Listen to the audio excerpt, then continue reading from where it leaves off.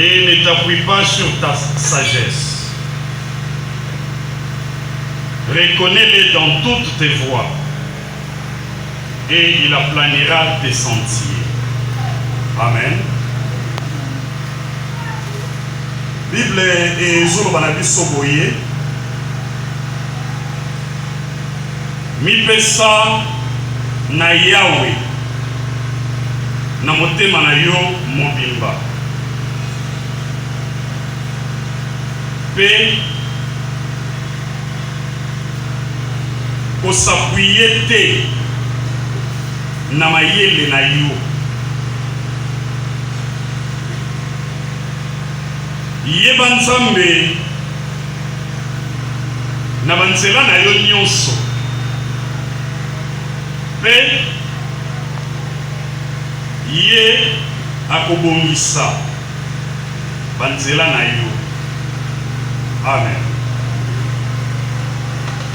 Bien aimé, je voudrais que ce matin, à travers ces petits textes, que nous puissions tirer une exhortation, que nous puissions tirer des leçons qui vont nous aider à savoir comment se tenir devant l'Éternel pendant ce grand moment de prière que nous allons inaugurer aujourd'hui. Le lot, c'est le début. Il y a 2 semaines et demie à Mabondeli, où le pasteur va décréter qui 2 semaines où on va passer ensemble en présence de Yahweh. 2 semaines où on se dépouiller, 2 semaines où on renoncer à certaines commodités et à vie pour te faire entendre voix na biso et pas ya Nzambe. Amen.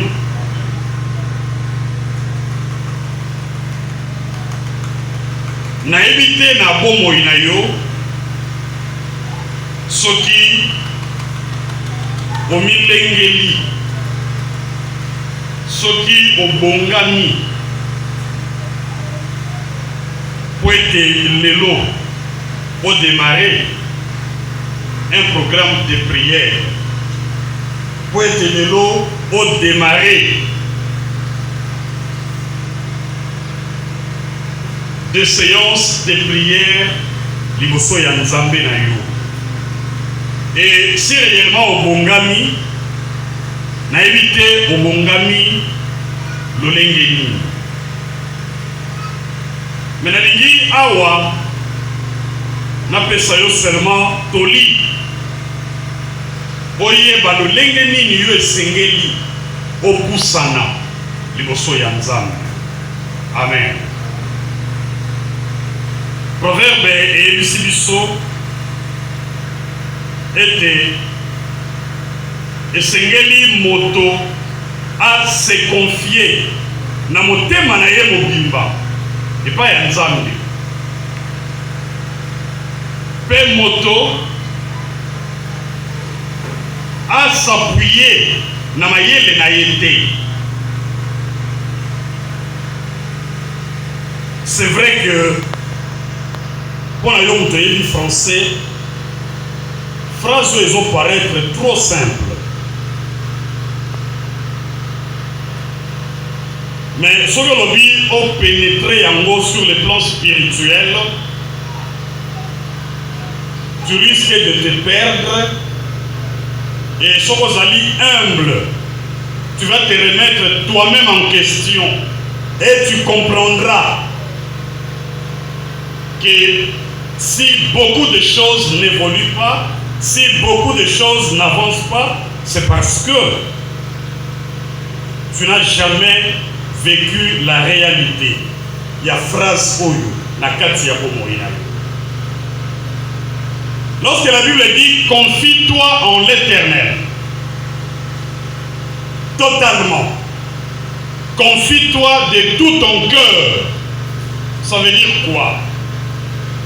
Il y a d'abord le mot confiance.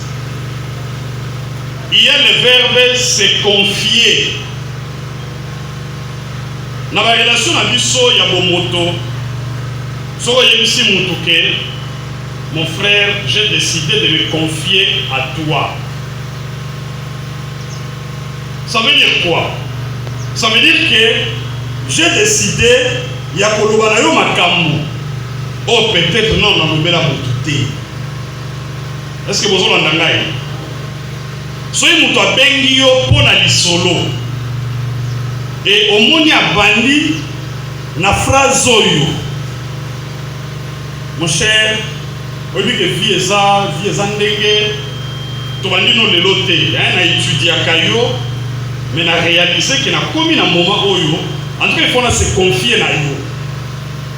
C'est-à-dire, na lingina bimiselo makambo yo, na bimisela kayo te tout le temps tovandi, soit na libala na biso, soit na amitié na biso, soit na bondeko na biso na kati ya libota. Lelo na décidé na bimisela yo yango. Et non seulement lelo na décidé na bimiselo yango, mais lelo na comprendre que yo osa digne de confiance. Lelo na comprendre que soki na bimiseli yo ba makambo na bomba bomba yo okoyidenga. Bozolanda? C'est-à-dire que na comprendre que ozali moto ya confiance. Na comprendre que ozali capable oyidenga.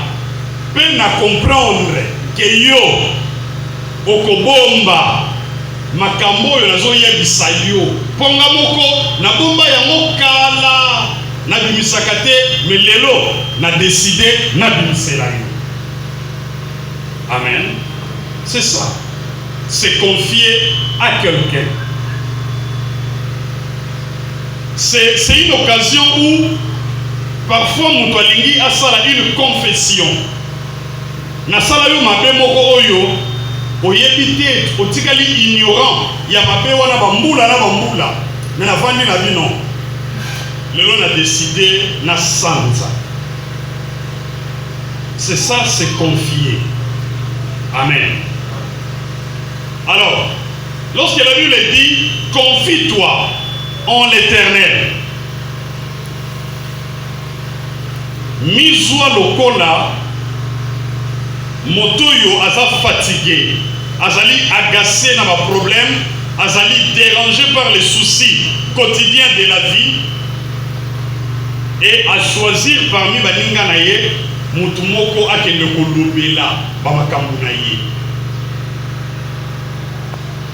Eza ndenge na lobaka ke balelaka nzala epai ya mutu nyonso te. So omoni mutu alelelaka yo nzala, c'est que mutu wana azalaka na confiance na yo, c'est que mutu wana alingaka yo. C'est vrai, eza na bato ya pasi oyo pasi tindaka bango bakoma na bango mpe bilela lela.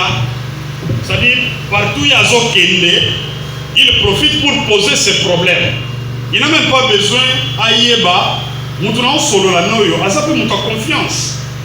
Mutu na osolola ne oyo aokende na moli activité ayela kopanzaka sango kena yaki kolela nzala pa na ye, il n'a pas besoin de ça.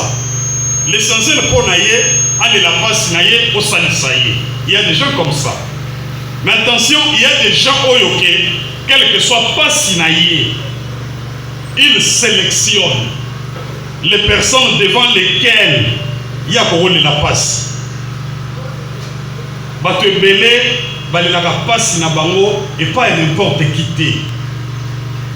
Akotala yo boyebi kozana makoki ya kosunga ye.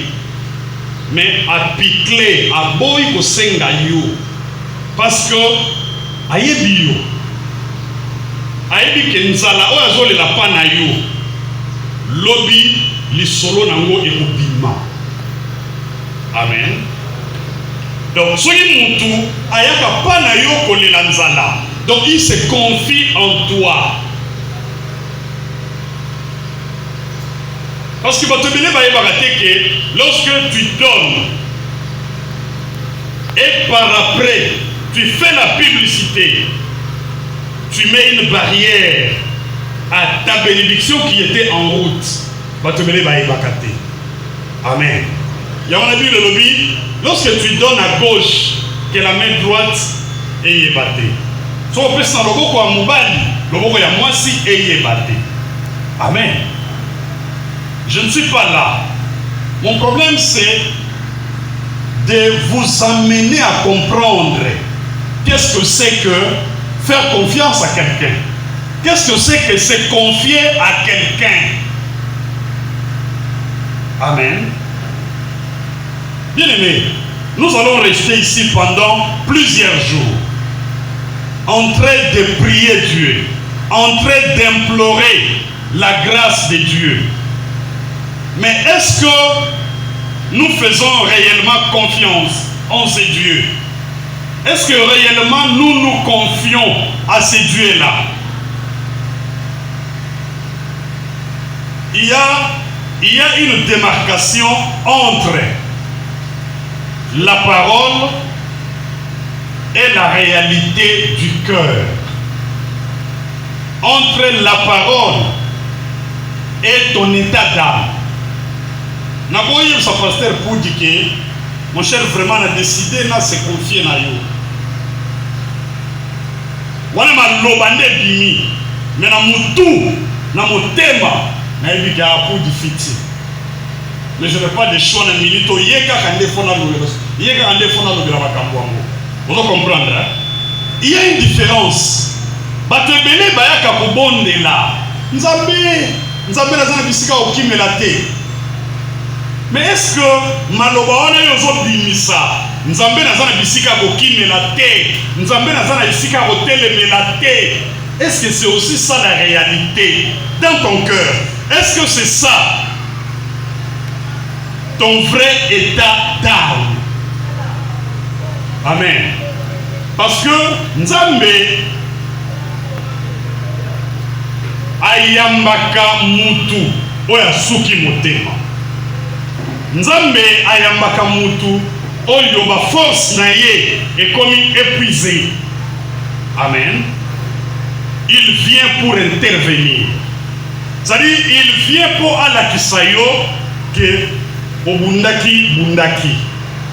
Obimisi ba muscle na yo, obimisi ma yele na yo, osuki, maintenant tu as tourné les regards vers moi. Moi je viens pour mettre fin à tes souffrances. Amen. Lorsque la personne continue de compter sur sa force, Dieu ne vient pas. Il y a la Bible continue le dire. Ne t'appuie pas sur ta sagesse. Confie-toi en l'Éternel de tout ton cœur. Ne t'appuie pas à ta sagesse.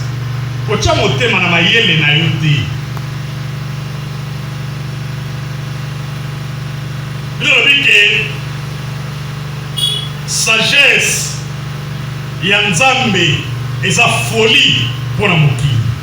Amen. Et si la sagesse de Dieu est une folie pour le monde, comment allons-nous définir notre sagesse mondaine? Parce que la Bible dit dans Corinthiens que le monde n'a pas connu Dieu dans sa sagesse. C'est-à-dire que namayele na biso ya bomoto, Dieu ne nous a pas permis toyebaye. Dieu a préféré se révéler. Nous avons préféré à se révéler et pas nayo pour oyebaye. Parce que si on a yele en tant que physicien, en tant que mathématicien, en tant que juriste, en tant qu'économiste, si tu pouvais rencontrer Dieu dans ton intelligence, dans ta sagesse, alors là, Dieu n'est plus Dieu. Amen. Il y en a qui le disent, qu'on s'appuyait dans ma yele na yote. exactement ceci. Lorsque nous venons à Dieu, nous devons oublier ce que nous sommes. Oui, batebele kokota na ye kaka na culte. Aotala ndenge alati. Il compare ndenge alati na kiti protocole azopesa ye. Oui, que baseno ne sala makana temple bele. Alors que awa oye pour mutomona costume na yote. Amen. Awa oye pour mutomona sapato na yote. Awa, il n'y a pas de chaise pour des personnes distinguées, pour des personnes haut placées. Non. À l'époque, on avait des bancs. Tout le monde se mettait sur ces bancs-là. Après, on a évolué. Tous la chaise en plastique. Tout le monde se mettait sur les chaises en plastique. Maintenant, tous la kiti boyo et kokarapeti. Baton Zamba, personne sur l'église. Bazoli na aussi le samote. Amen. Maman odi la seki. Baton Zamba pesa mo solo bazali. Nataka bakombo na bino. Yo mama odi no sa. So kangi motema ke na sanza moko. Osombela Nzambe lo kiti moko esalini. Amen. Ça c'est le côté. Il n'y a pas de fauteuil pour des personnes distinguées. Il n'y en a pas. Mon commande à mon toit côté. Aota la ilamba na ye. Azo le place à revendre. Amen. Oye na église. Il faut se dépouiller na moi ba aisance na yo ya moto elengi na yo ya moto. Il faut se dépouiller na mo et mususu aye na église bato azobina non ya kobina te ya kobina te ya bomona motema na Paris agobina te. Mais ce que tu as ba vidéo ya ba église ya Paris ya Bruxelles au moins on va dire les cailloux. Amen. J'ai des vidéos ya ancien na biso ba vidéo na ebele o ya teyaka. Je crois que mon akango. Mais asa garçon ya poto. Amen. C'est pour dire que somo ye pa Nzambe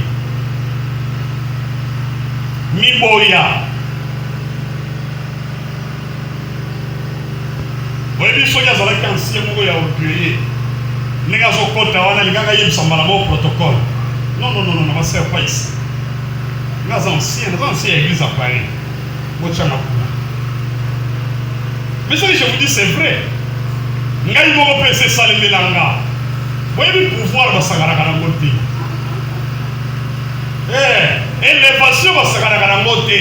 Moi-même, ça m'est déjà arrivé que na côté place où sous pas pouvoir dire ça non, pas ici. Amen. Surtout dans ma caméra, nous sommes au Kili. Place où la cérémonie va conduire ça. Ça dit que na okota na yebi na kufanda wapi. Tant kufandi singa na hôtel na bana bazali kusona nga. Wana banani wana dini yaka wana ba major dokola ba kuna major moko alomba wana na yakufa. Amen. So yi muninga na colonel na tuni asa ya wadi fonctionning so yi na leki la fonction na ye mais c'est mon colonel qui a ma place. Amen. Mais c'est pas comme ça l'église. L'église il faut quitter ça. C'est-à-dire, miboya. Je vais vous donner un exemple. Na culte communautaire il est kaki na koti. Na qui n'a place protocole à Pesakinga. Est-ce que le protocole a évité que nous membre à collège? Est-ce que le protocole a évité que nous membre à bureau? Mais avant de signer la simation, la troisième ligne, n'avant de n'a qui va qui péter. Mais pasteur Robert a bien le protocole moussous. Abi Luka Kit. Bakissa. Soit pasteur Félix Aya Koto Liboso. Amen. Wana tango zoya. Ce que zoya na. Moi le lend. Vous comprenez hein? Les réussis anciens matabo. Parce que matina moi et nzombo. Donc c'est pour dire que la vie, ça ne sert à rien au mimonaka. La vie, ça ne sert à rien au mizouaka. Ce qui modèle ni ndima modèle yozali. Ndima modèle batobazo yozala. Et c'est avec cette attitude que Seigneur va s'approcher de besoin de Nzambi. Vous comprenez? C'est avec cette attitude qu'il faut s'approcher du besoin de Nzambi. Oye mutupamba, osanga mayele, osanga makasi, c'est comme ça. Nakendaka na bureau à Papa Jean-Marie, soko koti, ba policier bazawa ne faut pas tout noker panani. Amen. Bakoye biso pe okokota te. C'est là to ye bisaye to tunaye soki akondima. Amen. Il va continuer. Il y a un bureau naïe. Mais ici à l'église, c'est un frère. À sa frère, notre frère Abel. À sa frère, notre frère Jérès. Amen. C'est ça. Dans le bureau, on a sokoye. Au côté de la PTT, on a eu peur au salama. Baboyo côté de la vie, on a eu azate. Oh, bon, ça, yozo l'ubeleni. C'est-à-dire, au bandit, on a reçu un soldat, attends moi 15 minutes et coup fio. Tant qu'on voit, on va dire, on va aussi caractère. Parce qu'il a dit que c'est ça le pouvoir. Mais maintenant, l'Iboso ya Nzambe, et ça, modèle Wanate.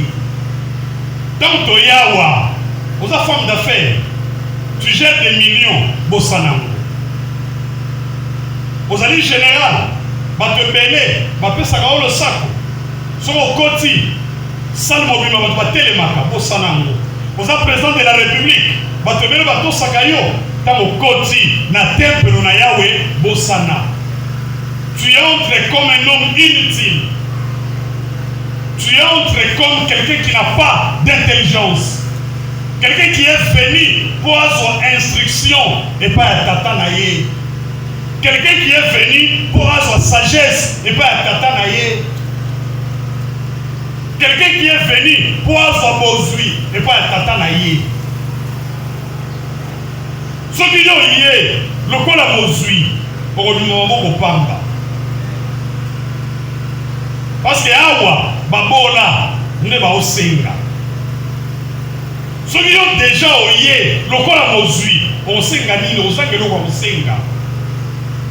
Ceux qui ont ouïe, le corps a mutamakasi, pour bima, maboko pamba, pour awa, ba faible ne va zoya kulela, ba yuma ne va oya kulela, et pas yanke ya ba yanke. Amen. Parce que Nzambe ne souka na yanke. Nzambe ne grand prêtre.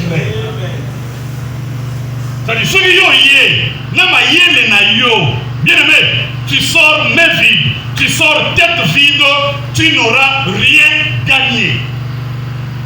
Et on a vu le lobby, confie-toi en l'Éternel, de tout ton cœur, mi pesa motema na yo, mobimba, et pas Yahweh. Paix, qu'on s'appuie na maïele na yo te. Quand maïele na yo, maïele no zani. Maïele no zani ngozo raisonner wana. Maïele no ya wana. Maïele no ya wana. Balobi déjà que tous on a ma bonne délai 2 semaines et demie. Mais yo, tous on a un raisonnement na yo so sali. Maïele no ya wana. So raisonnement na yo sali wana oyebi. Et ça conforme na programme pasteur à Persi, tout ça conformité. Vous comprenez? Maëlle na yo, et là on raisonner siko. La minute où on raisonne, une chance pasteur à bandi avant. Parce que les lobes n'a soit qu'à qu'il te que les titres réserves. N'a pas mis mais là déjà Vous avez Félix a relevé l'eau. Marambo le sonné yangwana. Amen. Ne t'appuie pas sur ta sagesse. Mayele na yo ezake lelo pour payer offrande.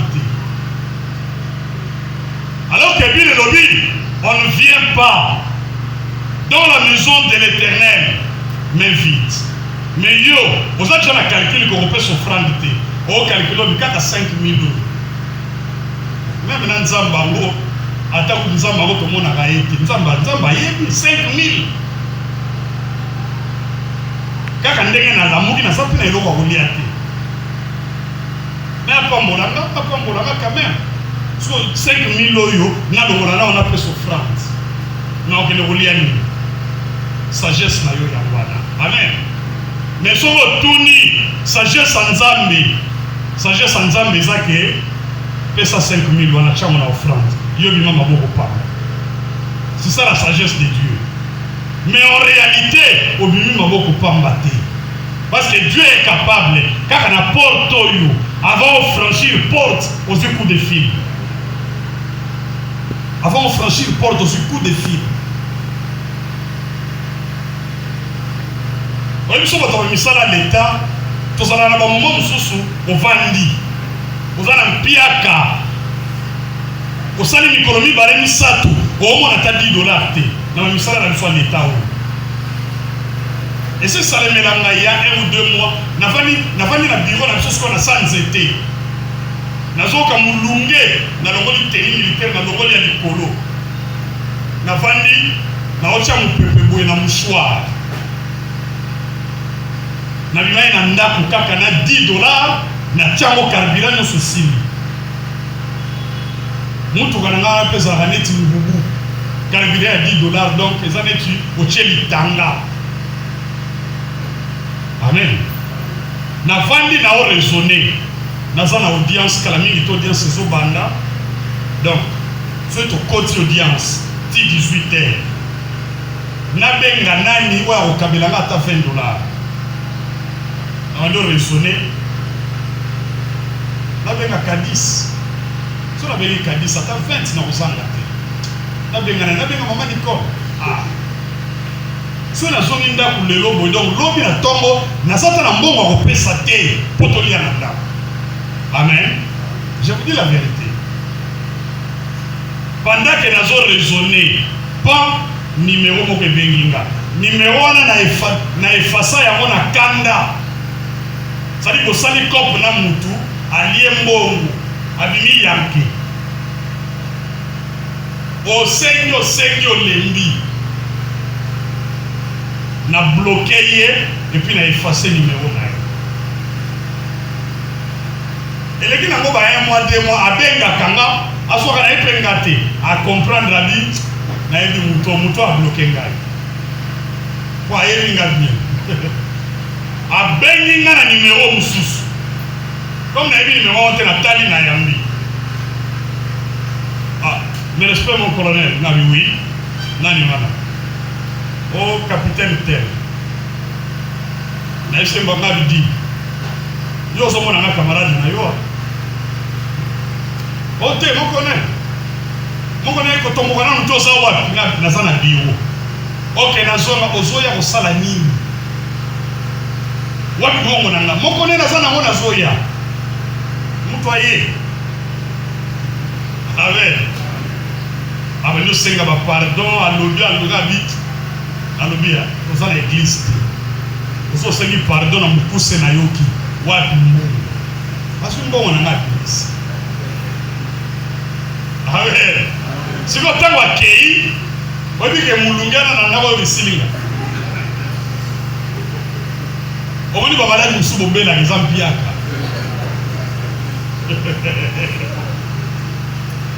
Vous avez dit que place dans la climatisée. Vous avez chemise dans la soda na lati. Vous avez dit que vous avez l'avenir. Vous avez dit que kende na kwa na bacha na mazoba numéro nanga bacha Il était à 10 dollars na RTL. Il était à 10 dollars na Vodacom. Amen. Na bimi mutu. C'est pour vous dire que Nzambe, il faut que tu aies mon thème. Amen. Il ne faut pas compter na force na yo. Parce que ngai na minute wana na vandaki na mituna nani na koyiko benga oya sada filawa. Ata na bana o na terre ni obana Nzambe ata na relation nanga na benga nani nazo ta 20 dollars. Nzambe omona na mutuna ngai ba kombo zo tambola X Y. Nzambe o seka bina moni ndengo suki. Moi j'ai une solution pour toi. Amen. C'est ça Dieu. Bible dit que confie-toi en l'Éternel. C'est-à-dire, Zwan Zambé, Mutunayo y a confiance. Quand on se confie à quelqu'un, la première des choses, on l'aime. Amen.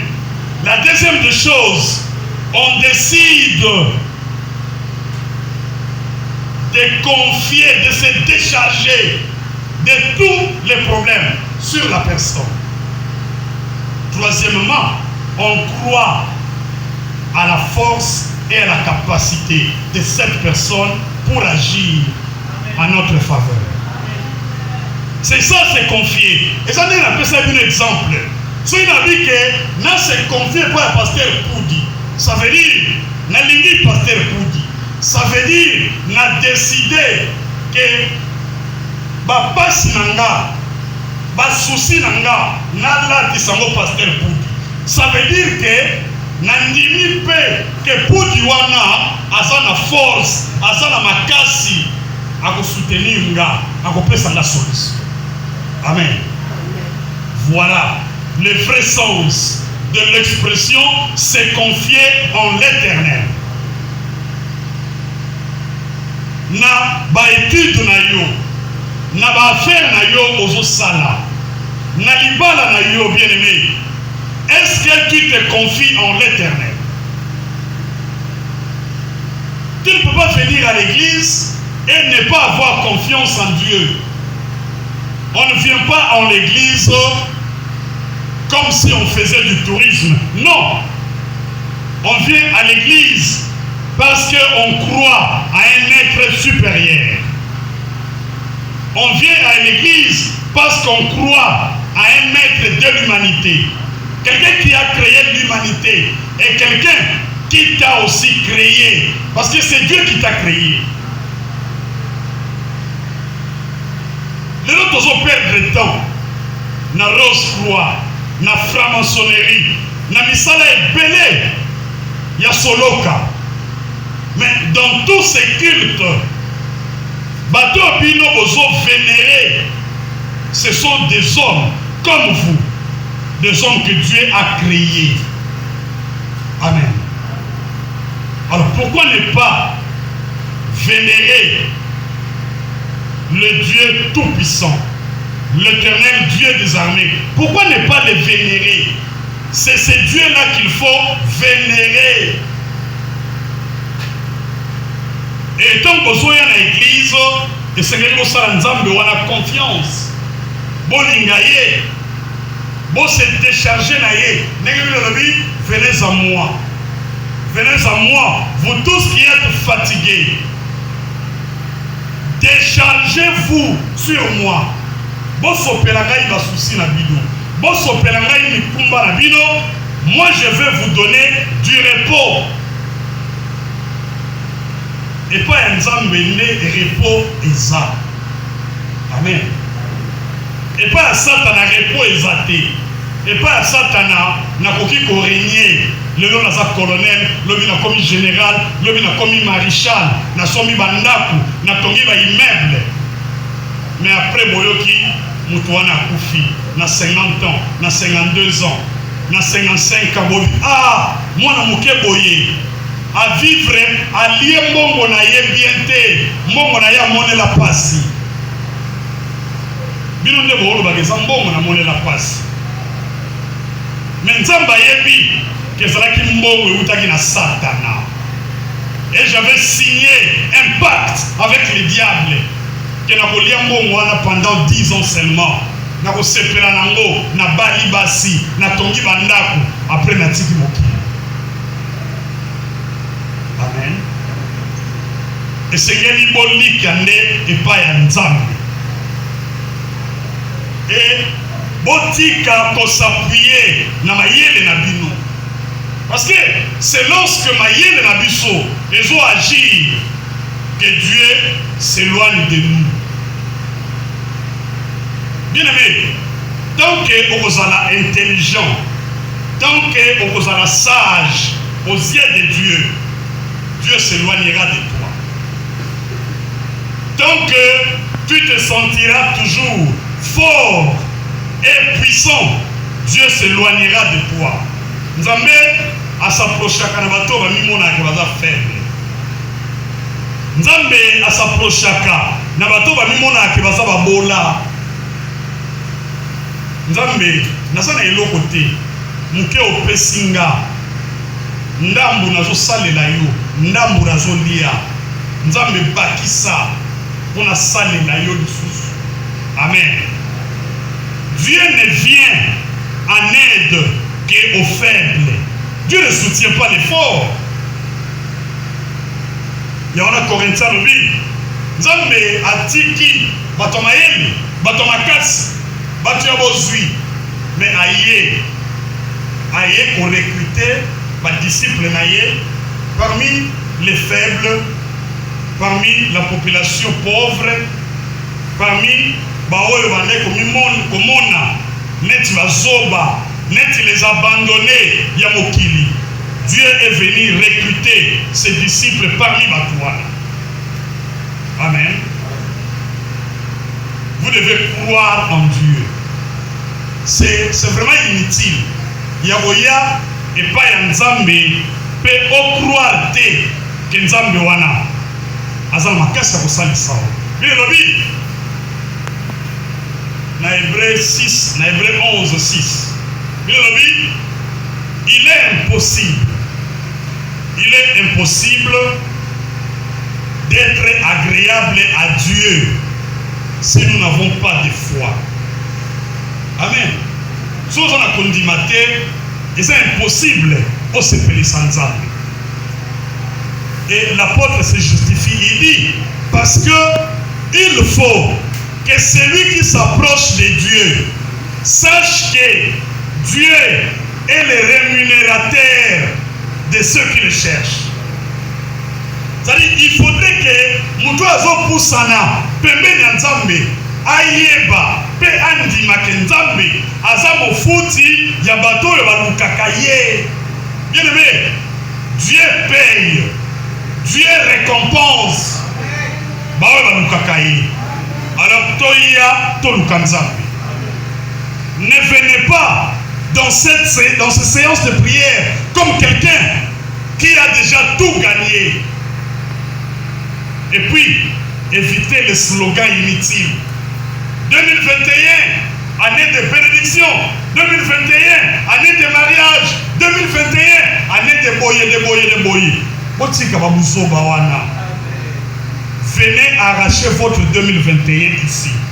C'est ta prière, c'est ta foi qui déterminera ce que sera 2021 pour toi. Yomoko. Mutu na mutu na libondeli na ye, mutu na mutu na offrande na ye, ne ako déterminer l'olenge 2021 et kozala pona ye. Amen.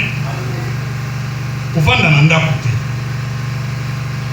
Yaka au préparer 2021, yaka au arracher 2021. C'est à toi de dire à Dieu, mon Dieu, 2021 pour nanga na lingeza la libanda. 2021 pour nanga na lingeza la diplôme. 2021 pour nanga na lingeza la promotion na musala. Na umeli mingi na graduana na mata. Yo, yebe sanzambe et il le fera. Amen. Oui. Je t'informe que Nzambe asalaka volonté ya biso bana na ye. Amen. Bino lobi ke soki batata na bino ya mokili osengi ye lipa akopesa yo libanga te, akopesa yo lipa. Osengi ye mbisi akopesa yo nyoka te, akopesa yo mbisi. Abi soki batata na bino ya mokili bayebi kosala bolamu modèle wana pona bino, à combien plus forte raison votre Père qui est dans le ciel vous donnera ce que votre cœur désire. Amen. À combien plus forte raison votre Père qui est dans le ciel vous donnera ce que votre cœur désire. Qu'est-ce que ton cœur désire? Tu veux quoi dans ta vie? Ton cœur désire quoi? Les affaires, le mariage, les enfants, le voyage, Ozoluka, Nini, Yondo Yebi. Dieu dit, il te donnera. Il te donnera ce que ton cœur désire, parce que tata oya bota yo tango senga ki ye lipa apesa ki olibanga te. Tata oya bota yo tango senga ki ye mbisi apesa ki yo nyoka te, apesa ki yo mbisi. Et ye aza pe décider apesa yo kaka eloko motema levi. Alors confie-toi en l'Éternel. Nzambe asepela na yo. Et il fera ce que ton cœur désire. Amen. Que Dieu bénisse sa parole.